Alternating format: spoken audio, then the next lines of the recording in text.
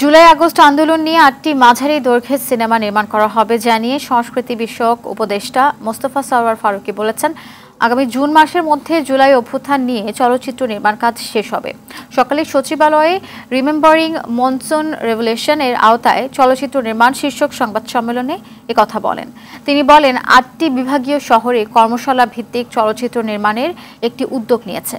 এর মধ্য দিয়ে চলচ্চিত্র নির্মাণ প্রক্রিয়ার সাথে ঢাকার ও ঢাকার বাইরের সৃজনশীল তরুণ প্রজন্ম যুক্ত হবে। ৮টা ছবি তৈরি হবে, কিছু হবে ফিকশন, কিছু হবে ডকুমেন্টারি। এবং এটা আমরা স্পষ্ট করে বলতে পারি, আমাদের ফিল্ম মেকাররাও জানে, সরকার তাদেরকে কোনো প্রেসক্রিপশন দিচ্ছে না এবং আমরা চাইও না তারা কোনো প্রোপাগান্ডা ছবি বানাক। আমরা চাই তারা এমন ছবি বানাক যেটা এঙ্গেজিং এবং যেটা এ পিস অফ আর্ট হবে এবং যেটা নিয়ে ওই ফিল্ম মেকাররা নিজেরাই প্রাউড ফিল করবে।